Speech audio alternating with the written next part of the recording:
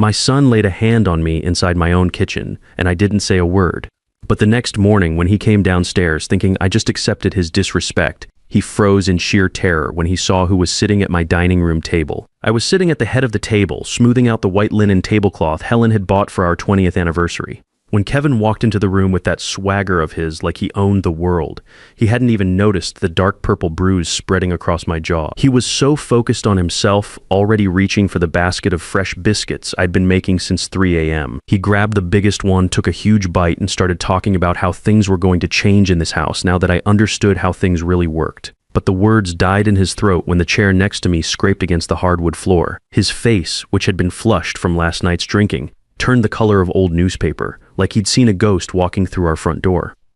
The biscuit fell from his hand and crumbled across Helen's good china plate, then scattered onto the floor. He knew in that 1 second that my silence the night before hadn't been fear or acceptance. It had been a verdict. But for you to understand how we got to this breakfast that felt more like a courtroom than a family meal, let me introduce myself properly. I'm Gerald Thompson. I'm 58 years old, a widower, and I live in a modest 2-story house in Norfolk, Virginia. You know the kind of neighborhood I'm talking about: working folks, small front yards with chain link fences, American flags on most of the porches, and everyone knows everyone's business. That's been my world for the past 30 years. I've always been a straightforward man. Worked 35 years on the assembly line at the Ford plant until they offered early retirement packages in 2019. Decent pension, decent benefits, nothing fancy, but enough to keep the lights on and the mortgage paid. I raised my son Kevin mostly on my own after my Helen passed from a massive heart attack 4 years ago. She was only 52, just getting ready to enjoy the empty nest years we'd planned for so long. Helen's death hit both of us like a freight train, but I thought Kevin and I would pull through it together. Man, was I wrong about that. The trouble started maybe 6 months after we buried Helen. At first, I told myself Kevin was just grieving in his own way. He'd moved back home after college to help Dad out, which sounded noble enough. But helping out turned into hanging out, and hanging out turned into hanging around doing absolutely nothing while I paid for everything. Kevin's 29 years old now, stands about 6 feet tall, got his mother's dark hair, and unfortunately his grandfather's taste for the bottle. For the past year and a half, he's been between jobs more often than a substitute teacher. Always had an excuse. The boss was unfair. The work was beneath him. The pay wasn't worth his time. Meanwhile, I'm buying groceries for 2, paying utilities for 2, keeping the cable and internet running so he can play his video games and scroll through social media all day. But it wasn't just the money that was eating at me. It was the disrespect that came with it. Kevin started treating me like I was the guest in my own house. He'd take my truck without asking, come rolling in at 2 or 3 in the morning, slam doors, leave dishes in the sink for days. When I tried to talk to him about it, he'd give me this look like I was some old fool who didn't understand how the modern world worked. Dad, I'm going through a rough patch, he'd say, sprawled out on my couch with a beer he'd taken from my refrigerator. You can't expect me to just bounce back from losing Mom like nothing happened. And every time he played that card, I'd back down. Because he was right. We had both lost Helen, and maybe I was being too hard on a grieving son. The money thing escalated gradually. First it was, Dad, can you spot me $200 for gas and groceries? I'll pay you back when I get this new job. The new job never materialized and the $200 never came back. Then it was $400 for car repairs. Then $600 to help a friend who was really struggling. Always something, always urgent, always temporary. But last month I discovered it wasn't just the cash he was asking for. I was sitting at the same kitchen table trying to figure out why my credit card statement was so much higher than usual. The balance had jumped from maybe $300 to over $340 in just 2 months. I went through every charge, line by line. Xbox Series X, $509. Gaming chair, $400. New computer, $100 delivery charges for DoorDash nearly every day. Charges at GameStop, Best Buy, Amazon. Hundreds of dollars I never authorized for things I'd never seen. My hands were actually shaking when I realized what had happened. Kevin had been using my credit cards without permission, just taking them from my wallet when I was sleeping or in the shower, memorizing the numbers, ordering whatever he wanted. When the packages arrived, he'd grab them before I got home from my morning walks. That's where I was at 2 a.m. this morning, sitting in my kitchen with all those credit card statements spread out on Helen's kitchen table, trying to figure out how my own son had been stealing from me for months. That's when Kevin came home reeking of beer and cigarettes, spoiling for a fight he was about to get. The front door slammed so hard the whole house shook. I heard Kevin's keys hit the hall table, followed by the sharp crack of something breaking. Had to be Helen's ceramic angel, the one her mother gave her before we got married. Kevin didn't even pause to see what he'd destroyed. He stumbled into the kitchen, and when he saw me sitting there with all those credit card statements laid out like evidence at a crime scene, his bloodshot eyes went from confused to angry in about 2 seconds flat. "What's all this?" he said, gesturing at the papers with the kind of dismissive wave you'd give to a fly buzzing around your face. I looked up at my son, really looked at him. His hair was greasy, his clothes wrinkled and stained. He had that sour smell of someone who'd been drinking cheap beer for hours and sweating it out on the walk home. This wasn't the clean-cut boy who'd graduated high school with honors. This wasn't even the young man who'd cried at his mother's funeral and promised me he'd help keep her memory alive. "Kevin," I said, keeping my voice level, "we need to talk about these charges.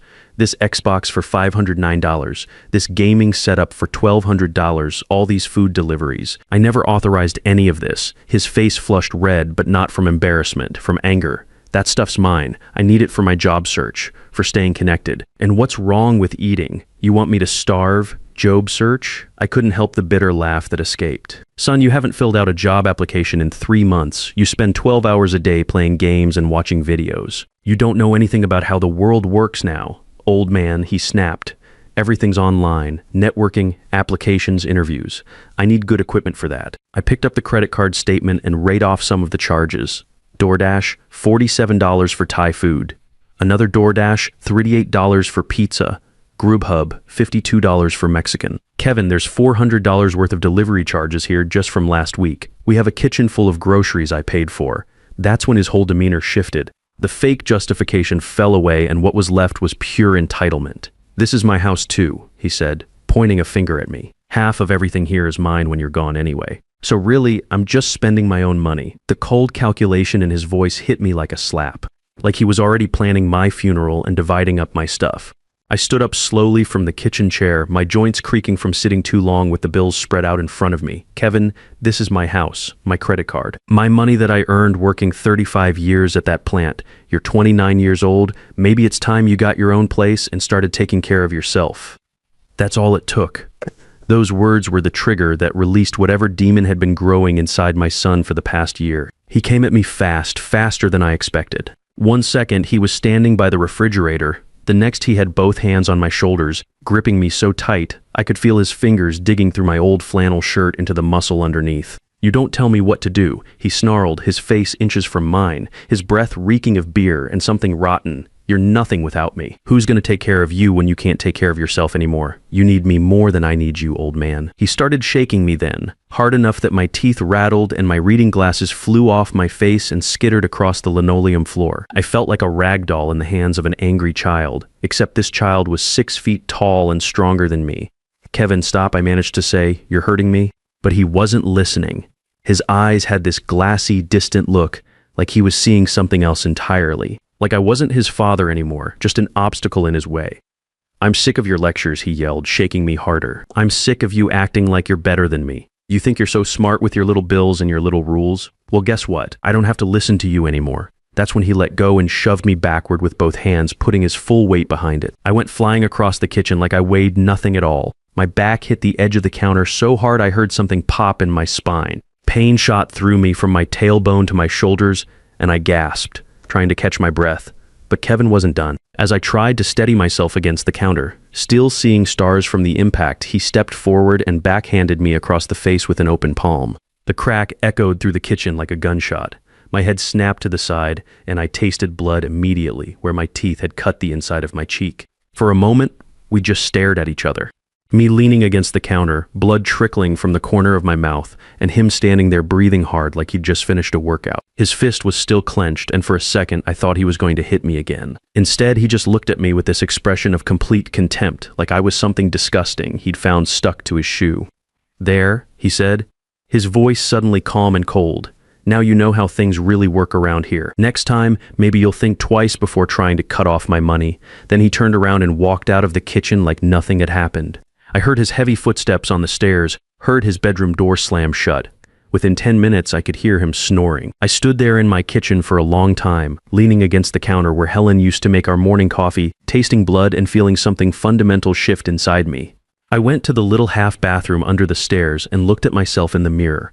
The face staring back at me was a stranger's. My left jaw was already swelling up, turning that ugly purple-black color of a fresh bruise. There was a cut on the inside of my cheek where my teeth had scraped against the skin, and dried blood crusted the corner of my mouth. But it wasn't the physical damage that shocked me. It was the look in my own eyes. For the first time in 4 years since Helen's funeral, I saw something I'd forgotten was there.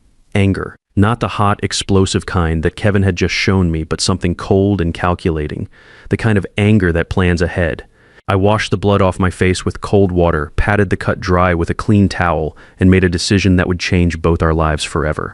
This was the last time Kevin would ever lay a hand on me, the last time he'd steal from me, the last time he'd disrespect the house Helen and I had built together. I walked back to the kitchen and started cooking. It sounds crazy, I know. But cooking was the only thing that kept my hands from shaking and my mind from going to dark places I didn't want to visit. I pulled out ingredients for everything Kevin had loved since he was little: buttermilk biscuits, thick-cut bacon, cheese grits, scrambled eggs with chives from Helen's herb garden. While I worked, mixing dough and heating up the cast iron skillet Helen's grandmother had passed down to us, I made 3 phone calls that would set everything in motion. The first call was to Beverly Martinez. Beverly lives in the blue house next door, been my neighbor for 15 years. She's 67, retired from the federal bench after 25 years as a judge, sharp as a tack, doesn't suffer fools, and has 0 patience for people who think they're above consequences. She answered on the second ring. Beverly, it's Gerald. I need you to come for breakfast at 8:00 sharp tomorrow morning, and I need you to come as Judge Martinez, not as my neighbor. There was a long pause. Beverly's not stupid. She could hear something in my voice. Gerald, what happened to your voice? You sound different. He hit me, Beverly. Kevin hit me in my own kitchen. Another pause, longer this time. When Beverly spoke again, her voice had that courtroom authority I'd heard her use when she was still on the bench. Where is he now? Sleeping it off, upstairs. I'll be there at 8 Chasgrav. And Gerald, you're doing the right thing. The second call was harder. Carl Rodriguez has been a friend since we were both young men trying to make our way in Norfolk. He worked his way up from beat cop to detective over 20 years, earned every promotion through hard work and integrity. Carl knew Kevin as a boy, remembered when he was polite and helpful. This call was going to break his heart almost as much as mine. Carl, it's Gerald Thompson. I need you to come to my house tomorrow morning at 8:05. Official police business. Gerald, it's 3:30 in the morning. What kind of official business? Domestic assault. I'm filing a complaint against my son. The line went quiet for so long I thought the call had dropped. Carl, you there? Yeah, I'm here. Gerald, are you sure about this? Sometimes family situations can be worked out without involving the law. Carl, he's been stealing from me for months, using my credit cards, taking cash from my wallet. Tonight, he shoved me into the counter and hit me in the face. I'm 58 years old and I've got bruises to prove it. If this was anyone else's kid doing this to anyone else's father, what would you tell them to do? Carl sighed, a heavy sound that carried 20 years of dealing with domestic violence calls. I'd tell them to press charges. Gerald, this isn't standard procedure, meeting for breakfast. Usually we'd send a patrol car immediately. I know it's not standard, but Carl, you know my family. You knew Helen. You've watched Kevin grow up. If squad cars show up here with lights flashing, the whole neighborhood's going to think I'm dying or the house is burning down. I want to handle this with dignity. Can you do this one favor for an old friend?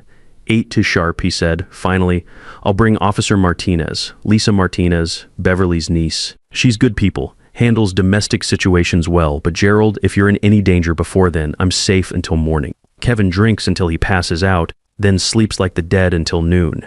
I've got maybe 8 hours to get ready. The third call was the hardest one. My brother Lawrence lives up in Chicago, works construction when his back allows it.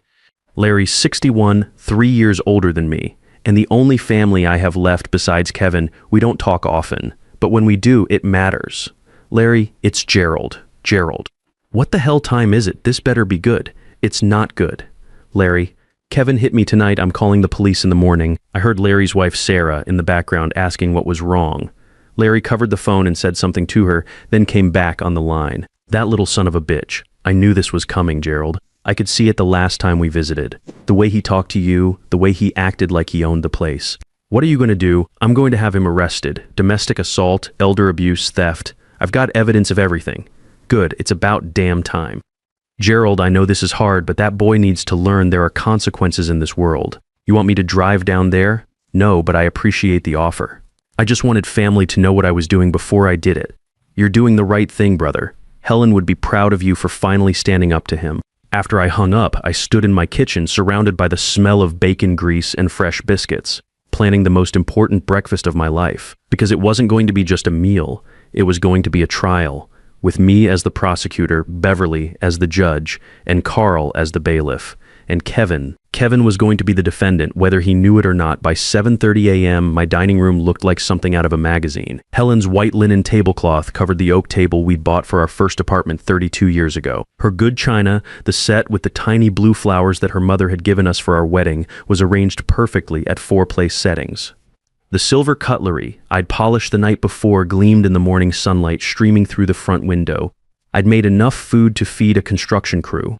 Buttermilk biscuits, golden brown and flaky thick bacon crispy enough to snap, cheese grits creamy and rich, scrambled eggs light as clouds. The coffee was strong and hot, the way Helen always made it. Everything Kevin had grown up eating, everything that represented home and family and love. At 70:55, Beverly knocked on my front door. She was dressed in a navy blue suit, her gray hair pulled back in a perfect bun, carrying the leather briefcase she'd used in federal court for 25 years. She looked every inch the judge she'd been. And when she saw my face, her expression went hard as granite. "How bad does it hurt?" she asked, studying the purple bruise spreading across my jaw. "Not as much as my pride," I said. "Thank you for coming, Beverly." "Don't thank me yet. Thank me after we're done here." At 800 exactly, Carl arrived with Officer Lisa Martinez, Beverly's niece, and one hell of a good cop from what I'd heard. Both were in plain clothes, but I could see the handcuffs clipped to Carl's belt under his jacket. I led them to the dining room. Beverly took the chair to my right, Carl to my left. Lisa positioned herself near the kitchen doorway where she could see the stairs. The trap was set. At 8:05, I heard Kevin's alarm go off upstairs. He'd set it because he had some job interview at a warehouse, his first real prospect in 6 months, probably planning to ask me for gas money on his way out the door. I heard the shower run, heard him moving around up there getting dressed. At 8:15, his footsteps started down the stairs. Heavy, careless steps. The walk of someone who thought he owned the world. Kevin rounded the corner into the dining room, already reaching for the coffee pot, humming under his breath. That's when he saw them.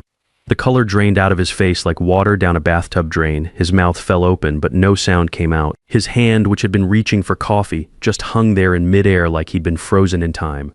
"Morning, son," I said calmly. "Have a seat." He couldn't move, just stood there staring from Carl to Beverly to me, his brain trying to process what he was seeing. "Kevin," Beverly said, her voice carrying all the authority of 25 years on the federal bench, "please sit down." He sat, hard, like his legs had given out on him. Carl opened his notebook and looked at Kevin with the expression of profound disappointment that only a cop who's known you since childhood can manage. "Kevin Thompson, I'm Detective Rodriguez, Norfolk PD. We've received a complaint of domestic assault from this address. The complainant is your father, Gerald Thompson." Kevin's eyes snapped to me, wide with panic. "Dad, what are you doing? This is insane." It was just an argument. Families fight sometimes. I reached into my shirt pocket and pulled out my phone. I'd bought one of those security camera systems about a month ago, the kind that records everything to your phone. I'd been worried about Kevin bringing strangers into the house, but it had caught something much more important. I pressed play on the video from last night. Kevin's voice came through the speaker, clear as a church bell. "You don't tell me what to do, old man. You're nothing without me." Then the sound of him hitting me, sharp as a gunshot. The room went dead silent, except for the ticking of Helen's grandfather clock in the corner. Beverly leaned forward, fixing Kevin with a stare that had made hardened criminals confess their sins. "Kevin, I remember when you were 12 years old, helping your mother plant flowers in that garden out front. You used to call me Aunt Beverly and bring me cookies at Christmas." Kevin's eyes were filling with tears. "Where did that boy go?" Beverly continued. "The one who cried at his mother's funeral and promised to take care of his father?" Carl stood up, pulling the handcuffs from his belt. "Kevin Thompson, you're under arrest for domestic assault and elder abuse." As Carl read him his rights, Kevin looked at me with the first real fear I'd seen in his eyes in years. "Dad, please, I'm sorry, I was drunk, I'll get help, I promise." I stood up slowly, my back still aching from where I'd hit the counter. "Son, I've heard that promise before, too many times." Carl gently turned Kevin around and cuffed his hands behind his back. My boy, my only child, standing in our dining room in handcuffs. "I love you, Kevin," I said as they led him toward the door, "but I love myself too much to let you destroy us both." He started crying then. Real tears for the first time since Helen's funeral. "Dad, I'm scared." "Good," I said. "Maybe being scared will teach you what I couldn't." Kevin got 4 months in county jail and 18 months probation. Court ordered anger management and job training. He had to pay back every penny he'd stolen, $4 and $3,847, 7 and 47. It's been 14 months now. Kevin lives in a small apartment across town, works construction, and we meet every other Saturday for coffee at Murphy's Diner on Coley Avenue. Our relationship isn't the same as when he was little. That blind trust is gone forever, but what we have now is better in some ways. It's honest, it's respectful, it's real. Sometimes love has to be tough to be true. The greatest gift a parent can give their child isn't unconditional forgiveness. It's teaching them that love has boundaries, and crossing those boundaries has real consequences. I didn't destroy my relationship with my son that morning when I called the police. I saved it by refusing to let him destroy himself and me along with him.